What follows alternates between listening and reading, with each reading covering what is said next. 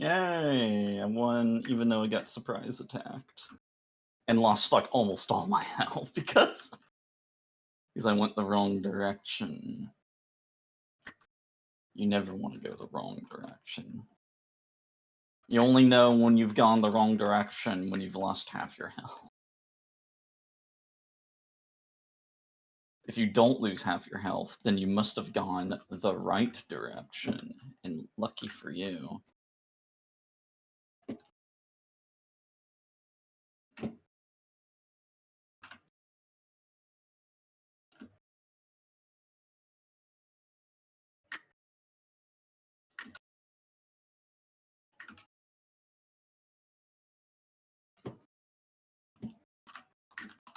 I'll say that time I went the right direction, because I didn't lose half my health.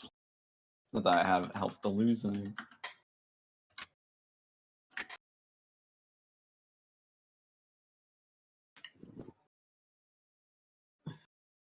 The health! Let's see,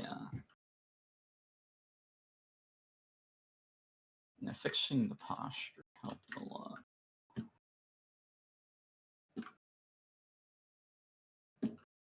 Oh no, Anon 2 is here. Cannon.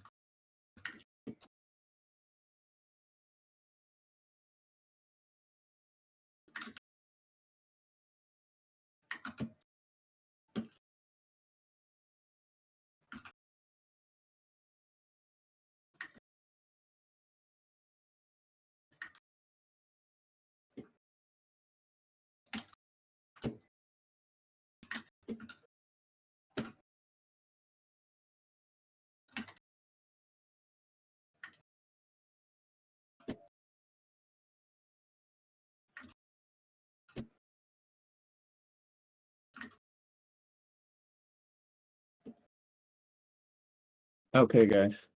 Sorry about that. I have a little bit of bad news. We're gonna have to test this week's update later, but we'll do the playtest still, but using the current build.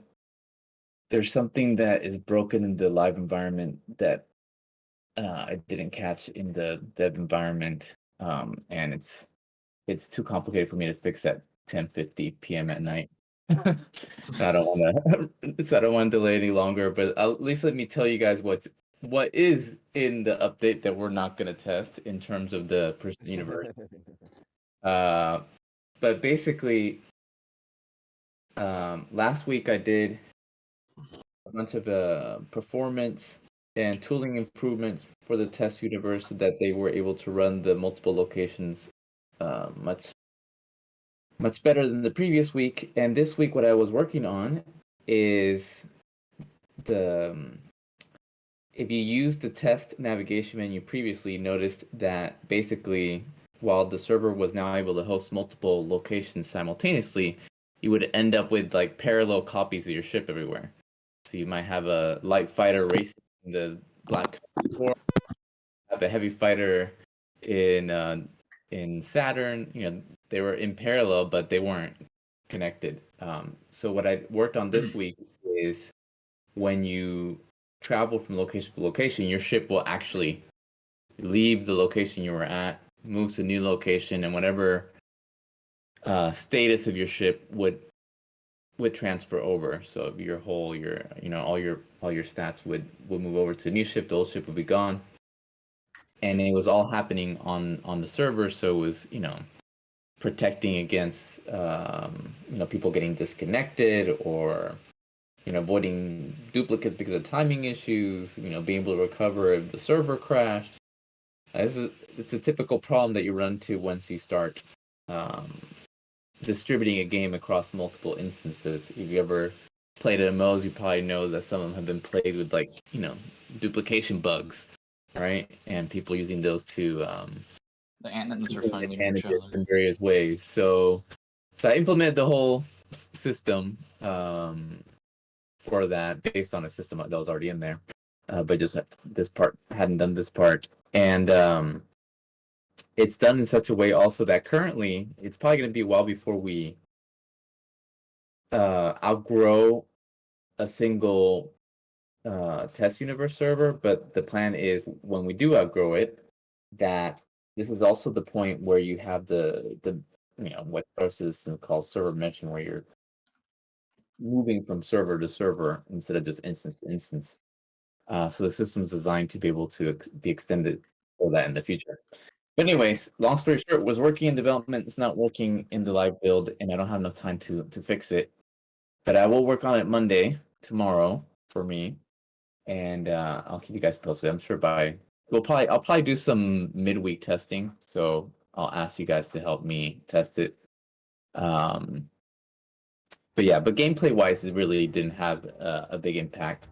Probably the coolest thing, besides the fact that it was working, but not working live, is that I also implemented a little bit of the mechanics, sort of more of the gameplay mechanics having to do with the rings.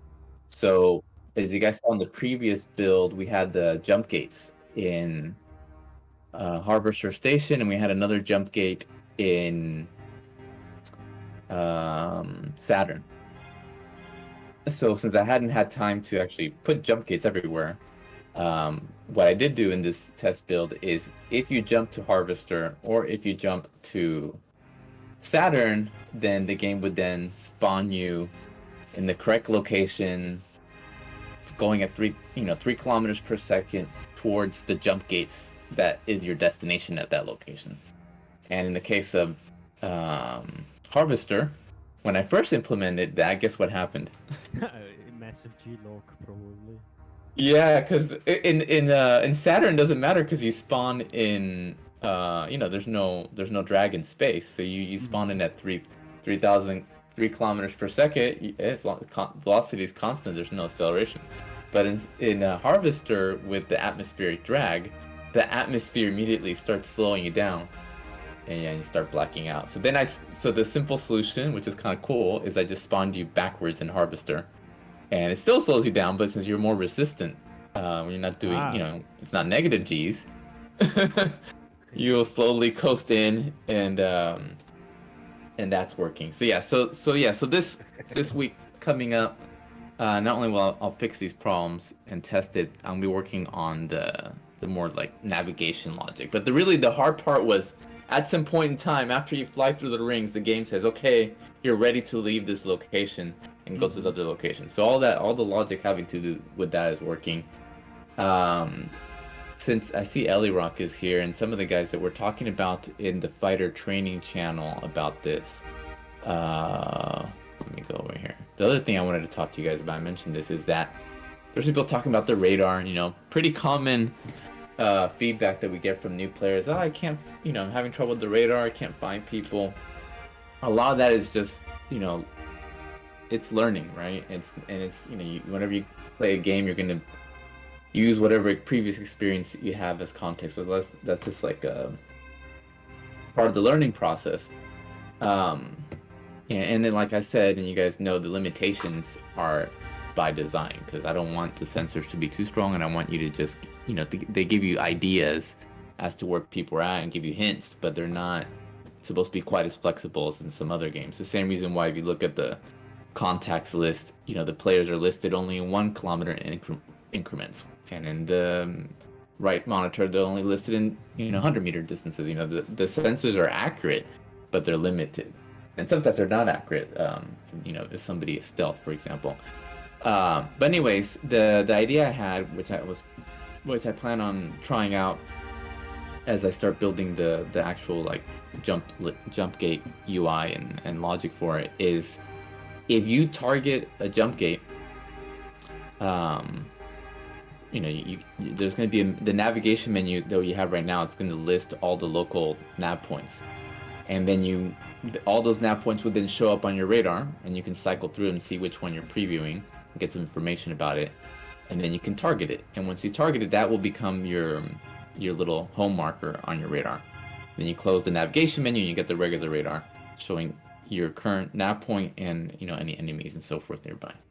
But the idea is, if you were then to open your main scope, your forward scope on your ship, if the scope wasn't assigned to something else, which by default it isn't, what it will do is it will point towards the nav point. And if you happen to have a ship targeted, it would also point towards the ship.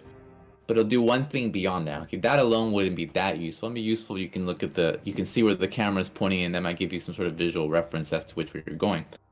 But what I'm going to do is the little nav marker that currently shows on the scope, I'm going to change the way it works. And instead of the current one that works basically like the radar, imagine a circle at the center of that camera display, an invisible circle. And then on the edge of that circle, on the circumference of it, there's a little pointer pointing in the direction in which the camera is looking. So your camera is looking to the left, but your ship isn't looking where the camera is looking, because the camera is going to look towards that nav point. You're going to see a little arrow inside that circle pointing to the left, and you can look at the camera, turn to the left, and as it gets closer to where it is, you'll see the line. If it's centered, then the little arrow will disappear. If you overshoot, then it'll point in the opposite direction. But basically, it gives you a different indicator to give you more precise orientation information, while keeping it limited. Obviously, in combat, if you're an inexperienced pilot and you're like totally disoriented and you want to see where the enemy ship is at, you could bring up that scope and follow that arrow while looking at the scope. But of course, it's going to come at the cost of having to bring up the scope, not being able to see your main menu screen, and more importantly, it's not on your HUD. It's in your cockpit, so you have to look at your cockpit and so forth. So I think that would not only be cool for navigation and be in the spirit of Hunternet's sort of general philosophy for the HUD and the instruments, but I think it will also be a good thing for us to point out to new players who are having trouble learning to use the radar, and it will reinforce the radar, because as they see how the scope works, that will teach them what the radar is using, and then they'll, most players, once they get experienced in the heat of combat, it's better just, turn until you see the symbol flip, and then they're in front of you. But did that explanation make sense? Yeah. What do you think of that idea? Works for me.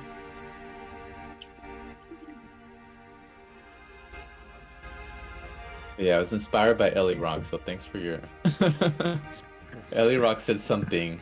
What did he say? He said something about the camera. I don't know if that's what he meant.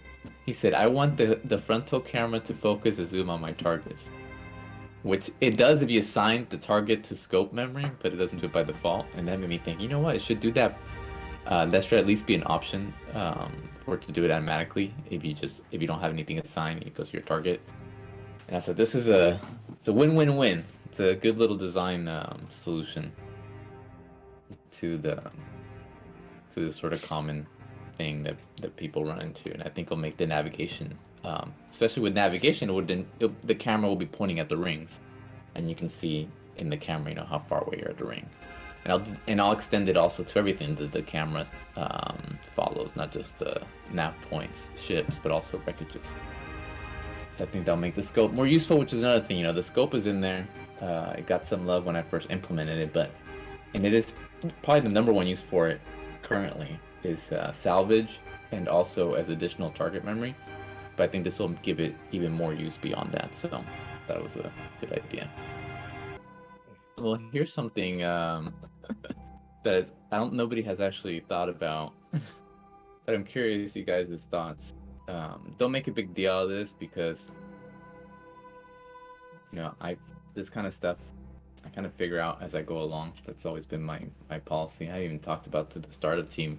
Nobody really seems to have noticed that this is a potential thing that can happen, but this is kind of stuff you learn as you're implementing it. Right now, my plan is for the rings to be what's the technical term? I'm so sleepy I can't think straight, but dual channel, bi-directional. So imagine you're in Harvester taking the rings to Saturn, and Lightning Cutie is in Saturn taking the jump ring to in the opposite direction. But in this case, to make it even worse, you guys could be inside. You're actually on a carrier, so the carrier is taking up most of the ring, and you're going in opposite directions. You could have it, people probably thought, maybe you can just have it so that when you warp in, you warp in to be next to the ring. But my idea is actually the rings accelerate you in one direction, and then they decelerate you in the opposite direction. and you could just have 2 sets of rings, but I think it's more in the spirit of Hunternet that there's just 1 set of rings for any particular pathway, and they're bi-directional. But if the timing was just right, that means you have an accident waiting to happen, right? You know, the ship is coming in from, you know, at high speed. When you actually spawn into that location, I'm spawning you in the inwards. You know, if you think of the rings as sort of the endpoints of a very long bridge, right? So I'm spawning you on the bridge, going towards the end of the bridge, right?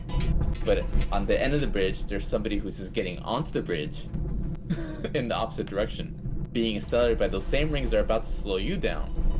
You know, they're at regular speed. They're getting accelerated up to like 3 kilometers per second, while you're already at 3 kilometers per second, heading towards the ring, and the rings are about to start to slow you down. Well, the timing is just right. There's a chance that you're gonna crash head on into each other right as you go through the rings, and it could be this like horrendous explosion.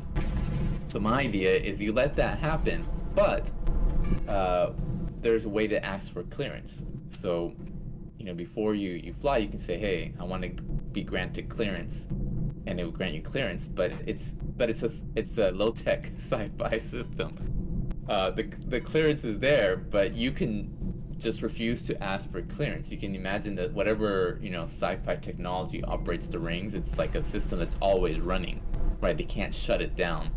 And as long as your ship, you know, is running the equipment for it to interact with the physics that causes that slingshot effect, whatever to cause that acceleration, then you're free to ignore it, right? So you can see under normal circumstances how yeah, that could be kind of cool. In the worst scenario, or you're in a small ship and you don't have time, you might just, you know, risk it. What's the chance that you're gonna line perfectly, or even if you do see a ship, maybe you can like barely like move your ship to the side, because as you're coming in, you still have thruster control. But if you're bringing in capital ships, you probably want to avoid that. On the other hand, maybe you do it on purpose if you're chasing an enemy capital ship, and you know they lose their capital ship, you lose your capital ship. One thing in Spaceborne that might maybe make it a little different for you is make it so that all the ships exit out on one side of the jump gate and only enter in on one side. That way you never have a problem of a meeting. Oh, Mullen, my whole point is I want there to be the possibility of there being a meeting.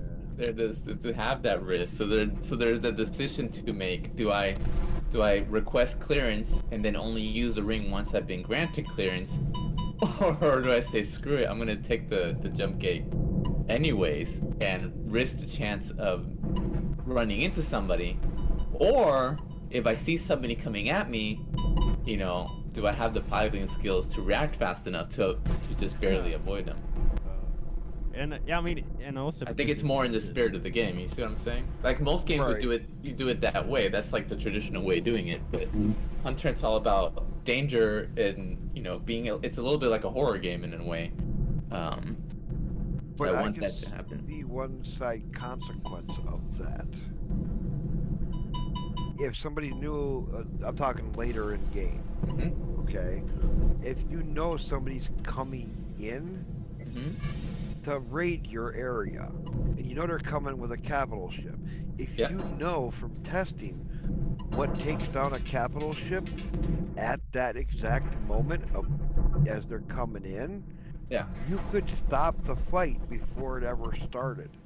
Well, you would have to have something big enough to do it with. Well, trust me, we got enough crazy people in my group that somebody can figure that stuff out. No, that's the whole point. That's the whole point. There's one little thing you didn't know, but there's gonna be 2 ways to go between point A and point B, location and location B. So there's the rings, which is like taking the road, right? And if somebody wants to blockade that road, put a bunch of mines on the end of the road, or even put a capital ship that's flying towards you at the end of the road, then that's fine. If the enemy's doing that to protect that location, then you can just have the capital ship use its own, you know, thrusters, its own engines to fly from point A to point B.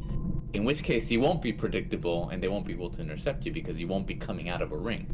So think of it like in World War II, like you have two ways to get to the city, to get your tanks to the city. You can take the road, highway in, or you can or take you can the back come in. street. You can come in Yeah. through the back streets. So the rings is the highway. So the whole point that you can like somebody can ram you, mine it. You could put wreckages there. That's You know what I'm saying, though? Somebody Yeah. would figure something out. Yeah, that's what I want. I want them to figure it out and try it. And if it becomes OP, if the cost of defending the ring is too easy and it's becomes cheesy, then you change the balance of it. Change it, yeah. Yeah. I mean, it sounds pretty good to me that there's risk involved because it's a free form of travel versus like with your cap. Like you need to pay Exactly. fuel to make the jump. Right. Yeah, because that's the main advantage of taking those rings is that you save on fuel. If you don't use the rings, you need to burn a lot of fuel, and that's really that's a cost. Imagine if one faction controls a lot of locations, then they're going to be wanting taking those rings all the time because it's going to save them tons of fuel when they're traveling inside a friendly space from point A to point B, and they're going to want to take the time to to request clearance so they avoid accidents, so they don't waste resources because of crashes and accidents. Every ship is not free. But then when you're going into enemy territory, those rings are available for everybody to use. I mean, you can imagine a version of Hunternet where the rings are like owned by if they're owned by you, then you can just turn them off, right? But I'm avoiding that on purpose. So it's like they're like a road. They're literally It's a highway system. You don't turn it off. Yeah, you can't turn it off. You can blow it up, but you can't just turn it off. So that's the idea. Yeah, and then so if You can them blow up can you build the highway ring system. my plan is to let you probably let you destroy them, but then they'll be repairable. I was gonna say you don't want them to be fully destroyed, but Yeah, damage they're them where they're non-functional. severe damage. Yeah. So you could. damage So them that's where it. they're non-functional. And it'd be expensive because then now you can't use them. like And you blowing have up to the spend a lot of money to bridge, repair them.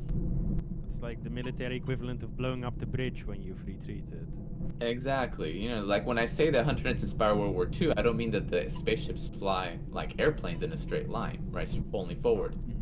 It's that it's trying to take real world ideas about warfare and things that people easily understand and translate them into a low-tech sci-fi kind of setting.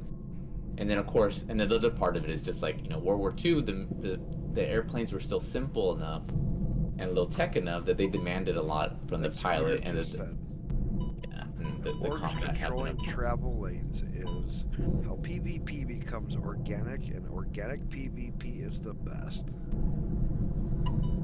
Yeah, definitely.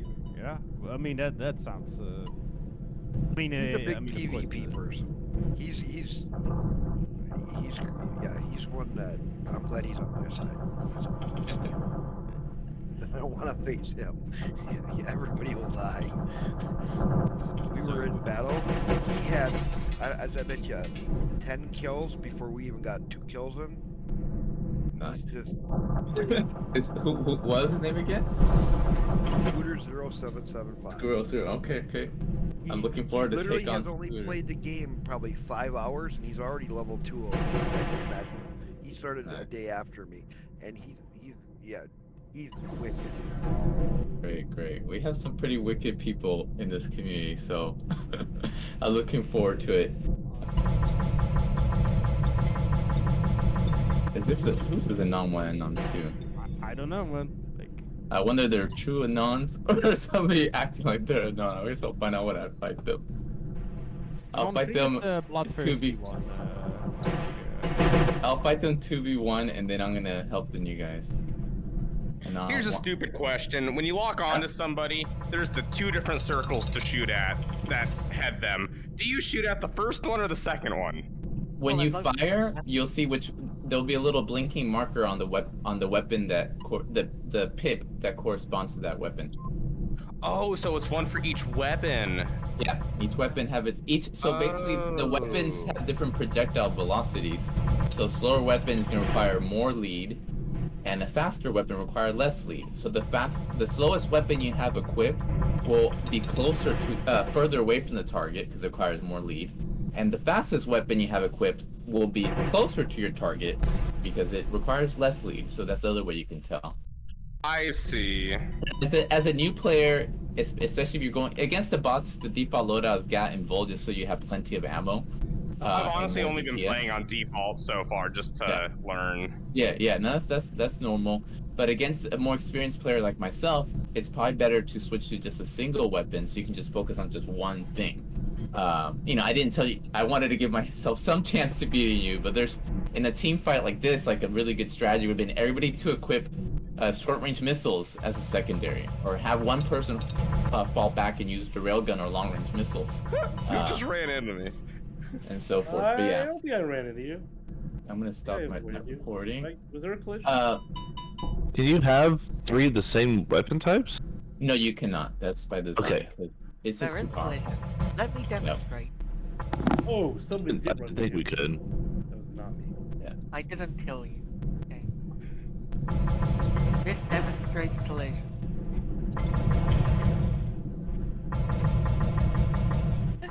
Leave the new players alone, cutie. I don't know who was called.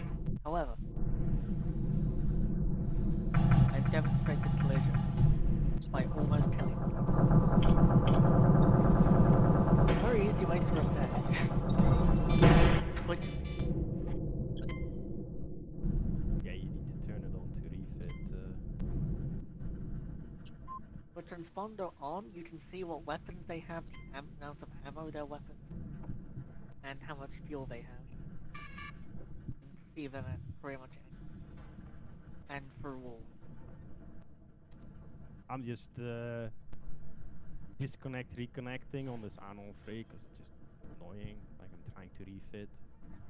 It's like nope.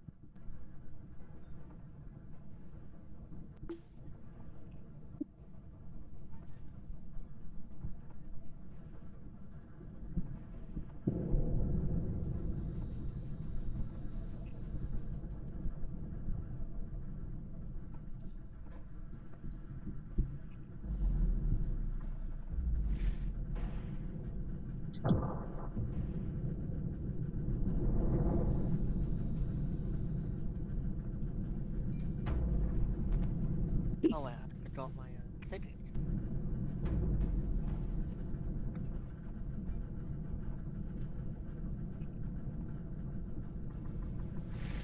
I forgot my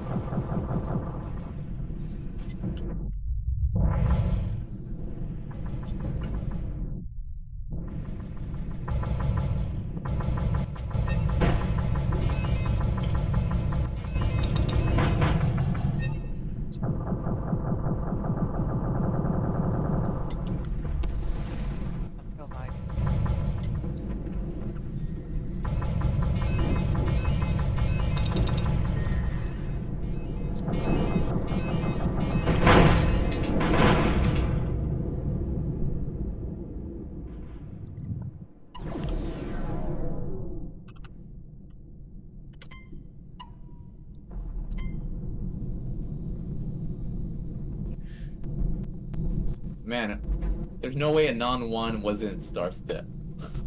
17 kills, 2 losses, newbie. Is Shiny still not here? He had to leave, he said. Okay, let's do a quick invasion. Sorry for all the regulars. I haven't had much time to fight with you guys since there's so many new people. I wanted to give them each a little bit of one-on-one time. Oh, invasion. Invasion. So Switch Belgrade said that this time we would be able to beat it. He felt it in his body. I feel it. We're gonna do it. We're gonna do it this time. Refit. If you're a new player, I recommend all of us switch away from the lighter ships and switch into at least a heavy or a bomber, because towards the end of invasion, the number of AI gets really high and there's lots of wreckages, and the light fighter, one false move from a crash can take you out. And then when we do invasion, we play with no casualties on. That means if anybody dies, it's game over. We need to kill all the AI without losing a single ship. but that does mean you have a huge amount of allies, and we have the capital ship to protect and repair us. So this is it's a good training session. So definitely, I recommend switching to the heavy fighter if you haven't. Definitely don't use the light fighter. Use the heavy fighter. It's a little bit more tanky, and it'll keep you alive. And maybe even equip hull if you have an extra hard point. But hull's not necessary. It's not nearly as big an upgrade as it used to be. But definitely try the heavy fighter or the bomber. And then if you get low, if your hull gets below, if you take more than 30% hull damage, you know, you've lost a third of your hull, you still have 2/3 left, that would be a good time to head back towards the capital ship and get repairs. There are no safe zones in Hunternet, so the AI will kill you and attack you when you're on deck. So call it out and let us know that you're repairing, and we'll do our best to cover you. Okay, and some of us might also have repair tool equipped, so letting us know that you need help. Ooh, that's a good We can idea. speed up the repair process to minimize the time. It'll start out easy, but it's gonna get progressively harder. Again, if anybody dies, it's game over, and we need to kill. Let's see how many AI we need to kill. We need to kill 101 of them in order to win. Okay. So is everybody, I'll give you guys a few seconds to refit if you haven't already. Let me see if everybody's got.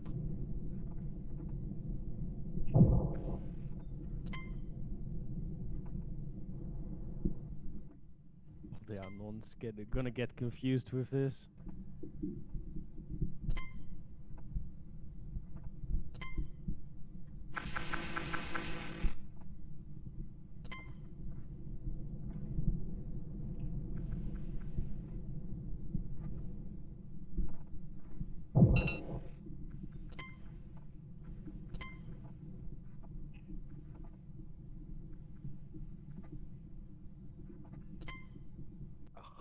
Okay. AI. Wow. Yeah, we have to kill 101 of them. Of course, last time we almost did it. Let's see. I'm gonna add the new guys here to target memory.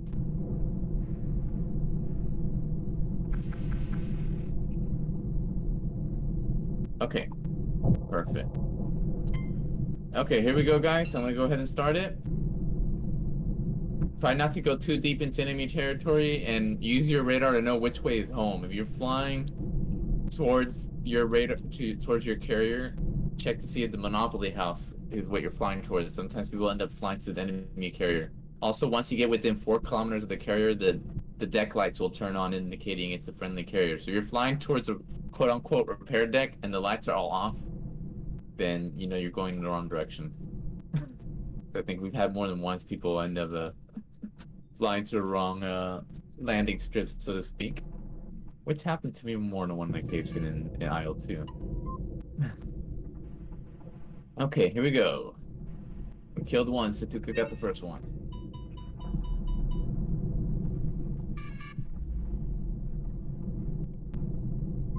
Oh, half-wit. Let me tell half-wit.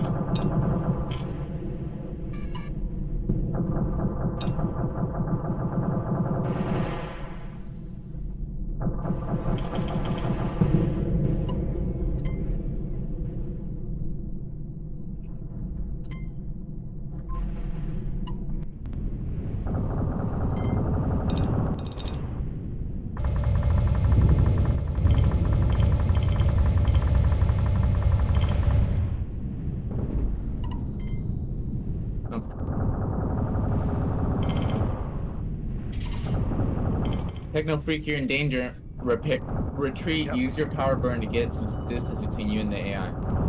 If anybody has repair tool, I go got it. towards the friendly carrier and cover him up.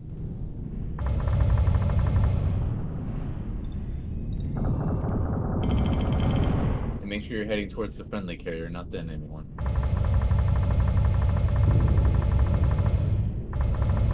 They already got me. Oh, they got you? Yep. Okay. No, they repaired me. Yeah, I forgot to put on what casualty was they repaired you? How come we had one death? Because I saw the score was oops. Sorry. Who died? I thought they got you. I thought you had died. No. I think They he meant got- friendlies got me. Yeah, my mistake. Well, it just got harder. Now we have to get 111. Sorry, guys. On a fun note, I think Int Viper is just AFK. Huh? What? I was still for like 10 seconds, man. Yeah, man. You're AFK, Inc. You're a bot, man. Cylon. It's ready to I be just detected went now. back for more ammo.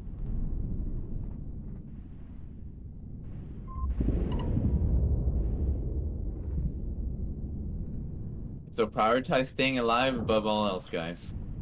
As long as we don't die, we should be able to kill enough to win.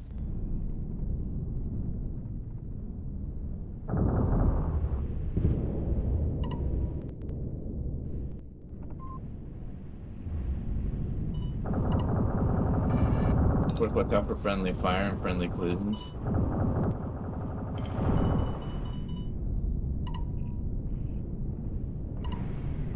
Nice.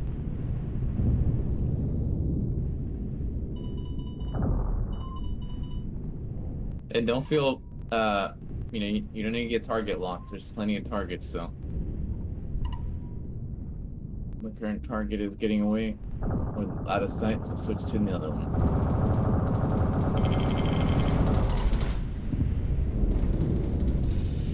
Oof. Let me go in for repairs.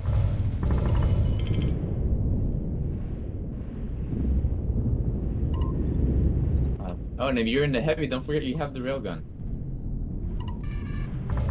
Extremely useful against the AI.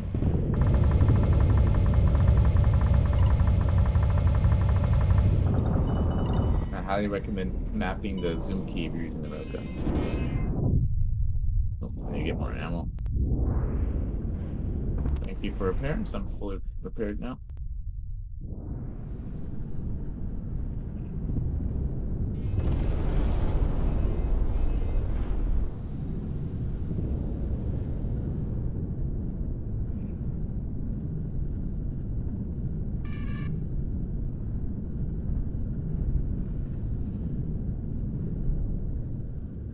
Got it, but the railgun.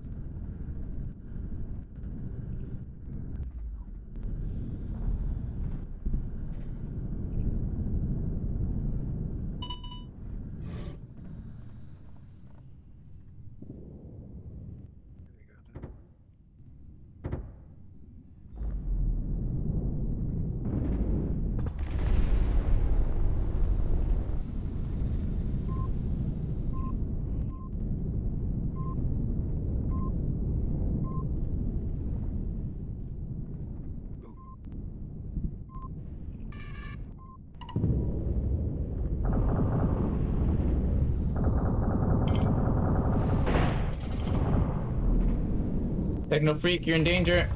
Yep, getting out. I also just got hit. Head for home. I'm following you in. Okay. Watch out for it. Don't crash into anything though. No, I know. Make sure you I slow still got down. some. Okay. You have multiple enemies following you. You're behind it. This is the enemy space. This is the enemy carrier. That's Don't the fly enemy towards side? it. Yep. Okay. Head down. Head down. That's Towards what I the did. rings. Okay. Get your speed up to like 500, 400. You look at the radar, you'll see there's some blinking enemies chasing you. Did anybody have a repair tool? Yep. We're heading towards a carrier from below. Could use some help. Watch out for that rock. Don't run into it. Relax. Okay, there's the carrier up above you. Here. I'll try to go after this guy chasing you. Anon 3 is in danger.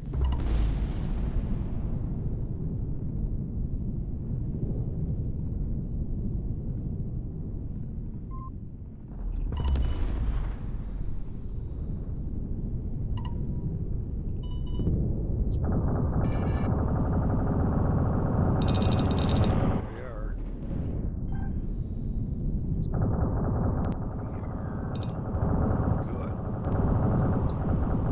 Good.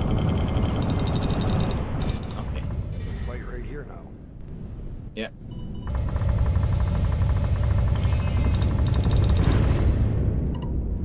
Let's try to take the fight away from. Oh, Got it. Anybody else low? I'm low. I just got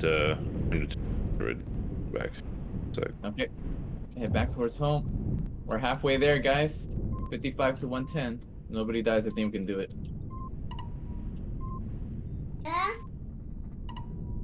I'm heading back for repairs right now. Roger.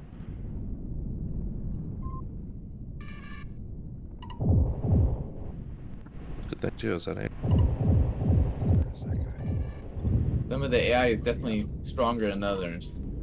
So, and some of their loadouts are better too. There's AIs coming in above the hangar. There's that guy Carrier. coming right behind. Wow, I have As like I- 6 AIs chasing me.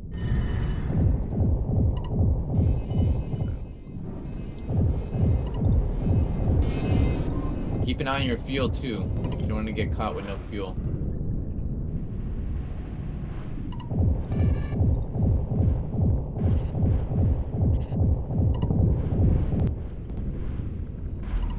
I'm gonna go in for what? A lot of us are on our deck getting repairs. That's why there's so many AI. Oh, I'm low. I'm low. I lost half my hull. I need repairs. I'm heading towards our capital ship. Gonna go inside the inner deck.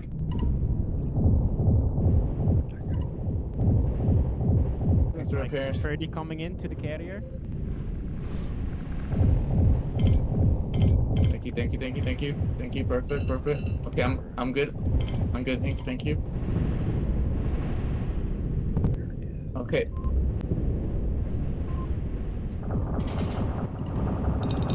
Without Techno Freak, you're low. Going for repairs.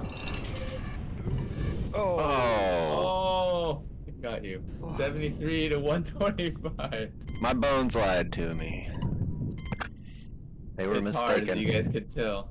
But this is a fun mode that you guys can also do. It gets progressively harder with, the more people you have. But this is a good practice if you want to practice with your org mates, and you don't want it to be, you're tired of doing 1v1s or 2v2s or fighting each other. Then the invasion mode is a good practice as well. Let's see, what time is it? I think we should do a quick race. Dude, it's already 10:30. I should get to bed. Oh, you go to sleep. You go to sleep, Techno. I normally go to bed at 6 o'clock in the morning. It's 10:30 in the morning. I stayed up for this. You stayed up late. Or early. I don't. It was good flying with you, man. I've been streaming now 18 and a half hours. Whoa, I don't know how you can do that. I was a truck get driver tired. 26 years. You got the endurance for it. Yes. Perfect. Yes. Jesus. Could do I'll get you guys all later. See ya, Techno. Have a wonderful day, huh? You too. Later. Okay, guys. Combat race time. Let's do this. When you hear the horn, that's the cue.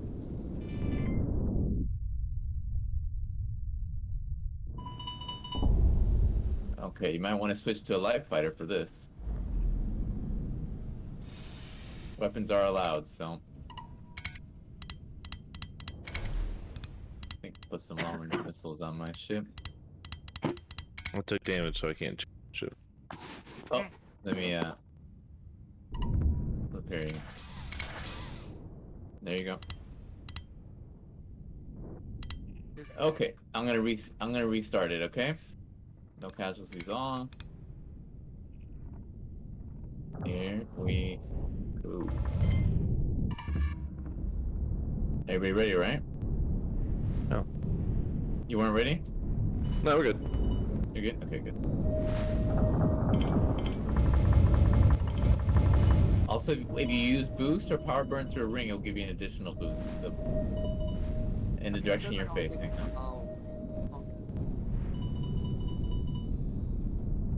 Ooh, in front of me. There, got your new ship, Ink. Oh, whoa.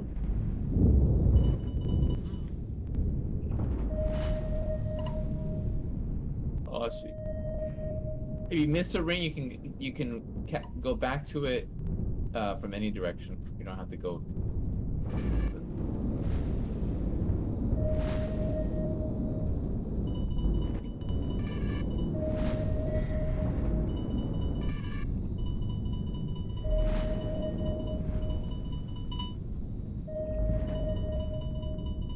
I'm right behind you, Belgrade. Oh! Oh my god. Okay, oof, I hit a rock. No, I hit a ring. I can't see. Hey, don't shoot at me!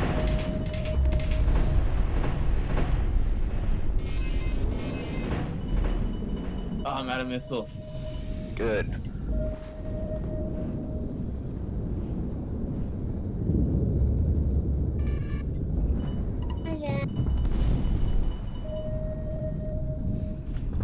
On a fun note, I choose pessimism. Oh no! Oh no. Oh no, no, no, no. Oh, come on. Boom!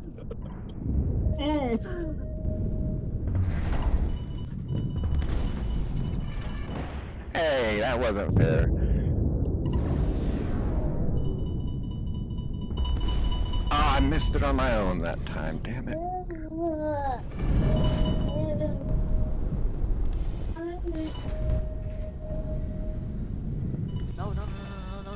No, why did it land? Why did it land? Why did you land? Why? Oh, I almost got you with those missiles, Belgrade. It's hard to use the long-range missiles in this map. There's too many corners for you to get behind. The railgun would have been better. Somebody's wingman needs attention.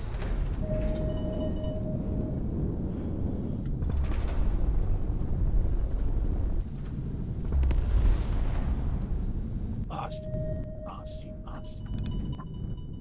Down.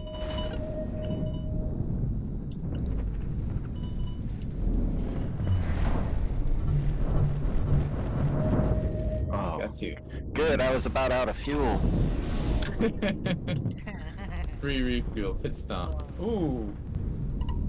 It's a good thing that when you're out of fuel, you instead burn your health until you Yeah. die. Very handy, isn't it? However, The last ring? Oh, in not the last ring. Oh, I messed that one up.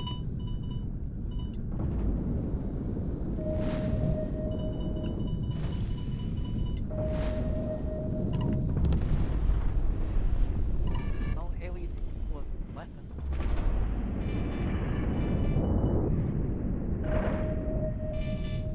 Oh, he beat me by a second. barely. No.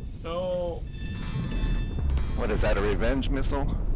Oh, Yeah. 4 people went through the finish line and didn't get all the rings, so No, not too bad, guys. Let's see if any of you guys are still. I think Scoots is at rank 30, and Halfwing is at ring 30. Wait for you guys to finish the lap. This race location is a great place to practice your flying skills. Oh. But the main thing you're gonna notice is the speed control, especially when you're first doing it, getting used to where you can go fast, where you gotta slow down, makes a big difference. I'm not particularly good at racing, but I did manage to get below 3 minutes one time. Just once. And Belgrade, when your fuel is low, your ship will burn hull and blow itself up. So you get fuel that way. Okay, Scoots is almost there. There's 38 rings. Halfwit's almost there. Okay, there's Scoots. And here comes Halfwit. full of people who missed rings. Who won? Oh, Scoots 518, Halfwit 5:21, just a few seconds apart. Good job, guys. And let's see if we can do a fight here. Let's see who's still on. You know, I'm gonna do a free-for-all. It's too late to do, I think, a team fight, especially I don't even know who these anonymous players are. So turn off your broadcast signals. The 4 arms of the space station, you'll see red lights. They'll repair you, but you'll have to temporarily turn your broadcast signal back on in order to get repairs. Okay. Let's see.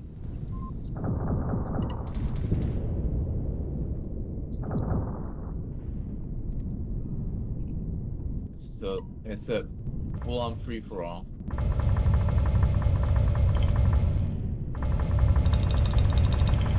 But with AI also. And I'm gonna turn off the ground kill, telepods on. Change my loadout.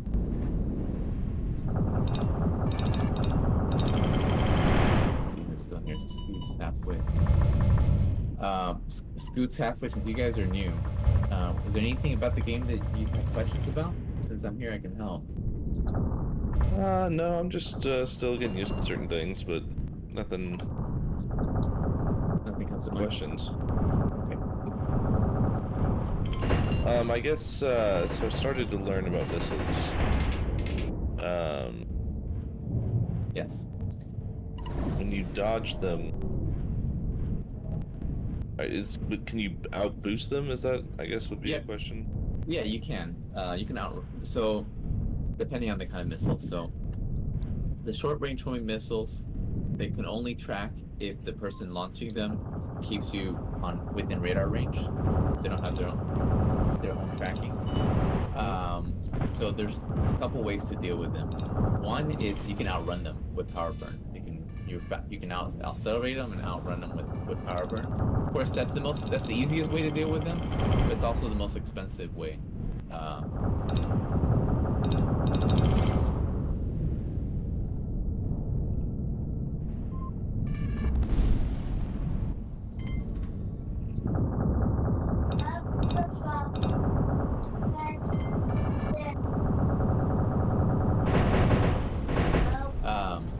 So you can outrun them with power burn, but what you can also do, you can outmaneuver them in the live fire just by, the missiles are not very good at strafing, so you can just like strafe and change directions.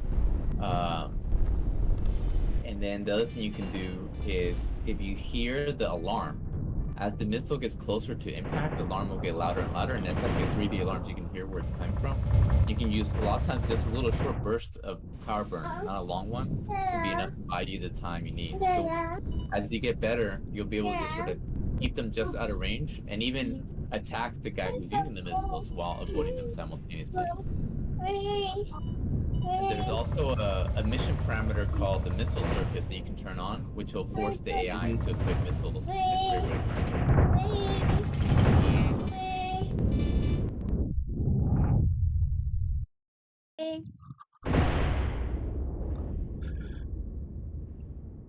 And then the long-range missile is very different. It only makes it, unlike the short-range missiles, it only make a single pass. The most important thing in long-range missile is look at the radar to see where it's coming from, and if you can see where it's coming from, try to fly perpendicular to it, or even perpendicular a little bit towards the launcher, because where the long-range missiles really get deadly, they have had enough time to speed up. And if you're flying away from them, then it's going to make it easier for them to hit you. If you don't have time to look at where they're coming from, then focus on pulling really high G, turns, like so a power burn plus a loop. But just keep changing your direction vector as aggressively as possible, and try to time it, if possible, by ear or by using the little missile warning. Also, when the long-range missile is launched, as long as the guy launching it is not in as long as the guy launching it is not stealth, you can press the smart target key when you get the launch warning to target them, and then close the distance.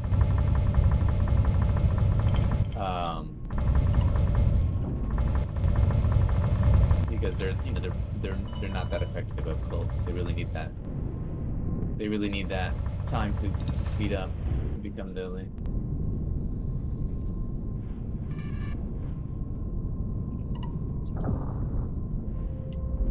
And the short range missiles make for a really good auxiliary weapon. It means even if you're not doing damage to the enemy with them, the fact the enemy has to deal with an additional threat can give you the openings you need to damage them and kill them. And that heavy was fighting pretty good. The long range missiles are really great in team fights, and they're great for finishing people off or going home for repair.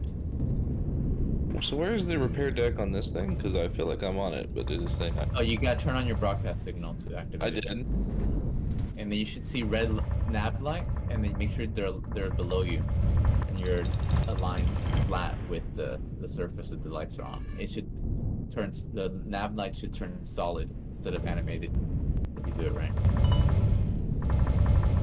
Did that work?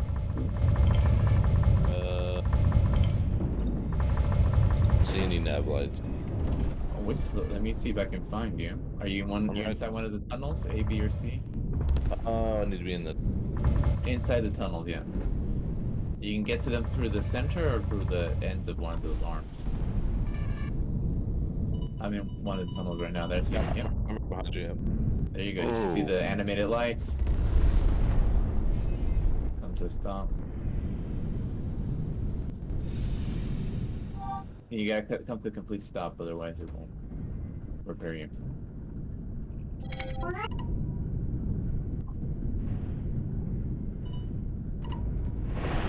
Inside the tunnel arm, not out there, where I'm at right now. Oh. Where the lights are at. You see all those lights? Oh, my fault. No problem. Now you're repaired. And then you're repaired. Shit. Really just trying to change halfway. Change my ship.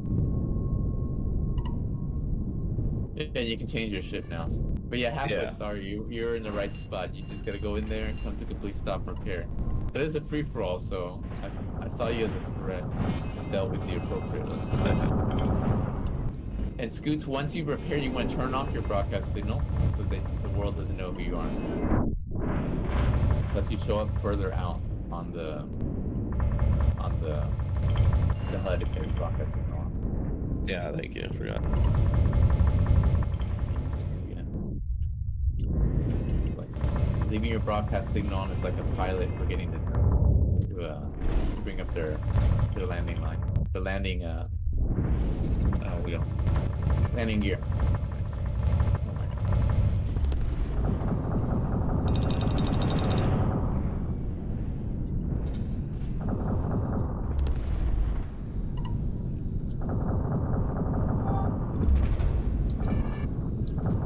Hey, Belgrade, we haven't had a duel in a while.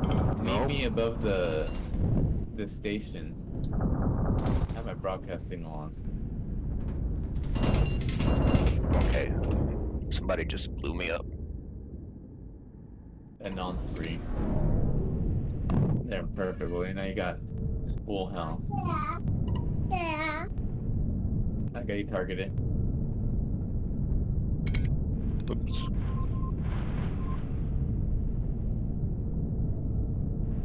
I'm right here. Right in front of you. There you are. Let's see what you got. Well, lost you already. Too many people flying around. I'm right here.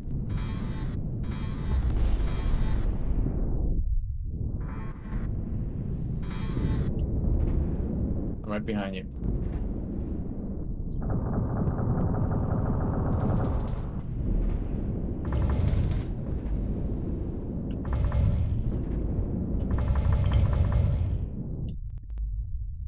Damn it.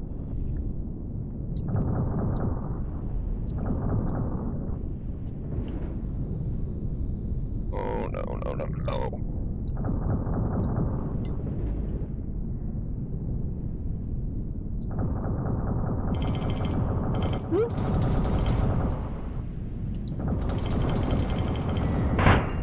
Oh! I dumbfired the alarm and I hit you!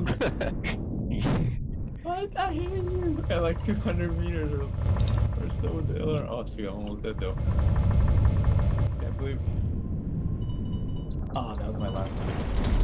Let's see. Dang it.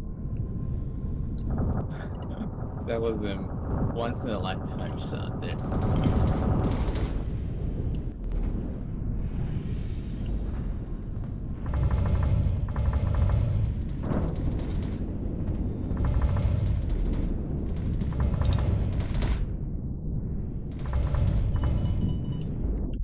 Uh-oh. Can't see.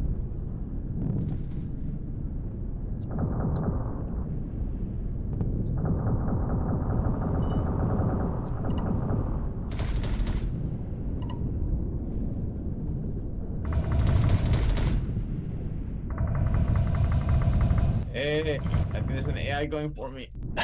Watch out. You just focus on that AI.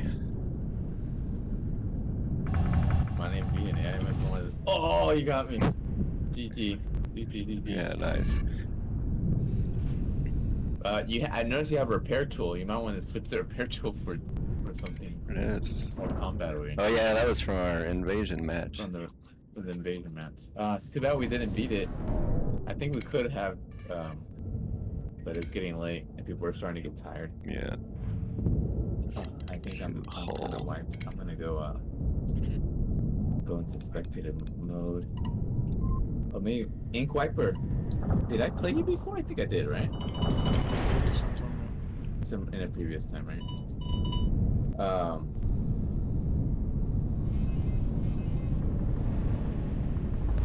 It's too bad that there's a bug in the persistence stuff I was working on. Oh, there's Scoop going for me.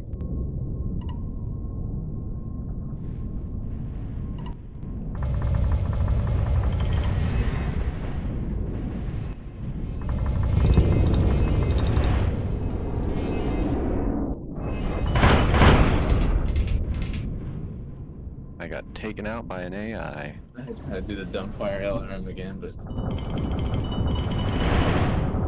getting really close. You got a lot of SRMs on you, watch out.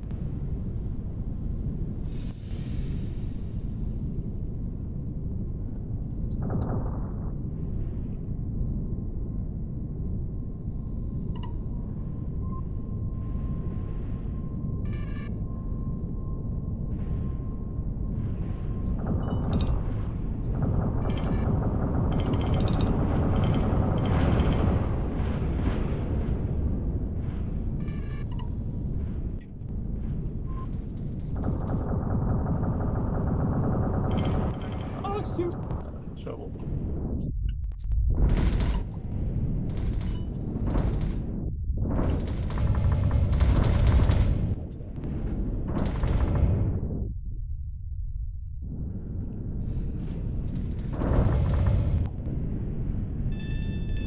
Trying to engage us. Retreat! No! I was trying to get into the repair arm in time. I can retire now. Good kill. That would have been a good time for a railgun shot. Yeah, I'm still trying to figure the whole railgun out.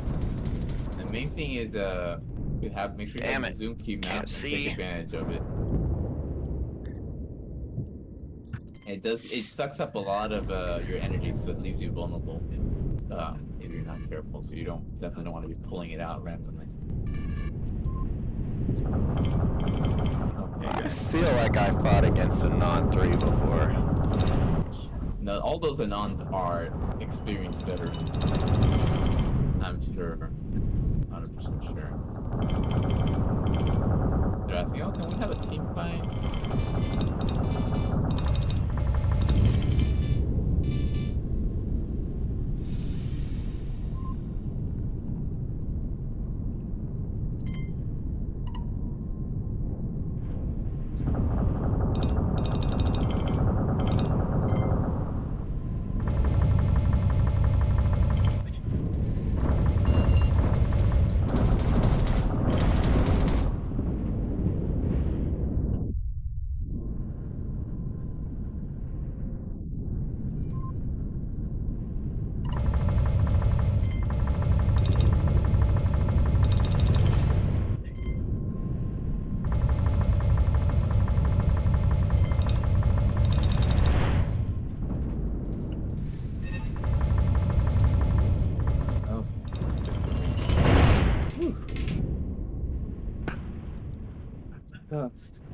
Next time if we have a big group, maybe we can do another silent match. I was afraid that with so many new people, we went straight into a team fight. They would just be overwhelmed. You know what I mean? Because it is harder. Yeah, the silent fights are good practice, I feel like. Yeah, I think so too. You can just focus on the moment and not worry about communication so much. Okay, well, hopefully I can get the test universe fixed on Monday. Have some ideas what's going on, and then I'll probably release a midweek build. But yeah, it's good meeting you guys, Scoots, Halfwit. See you, bud. Appreciate you. And Yeah, cheers. cheers, and Ink, Viper, and Bellagrade. Good seeing you as always, and see you guys next time. Bye. Bye bye.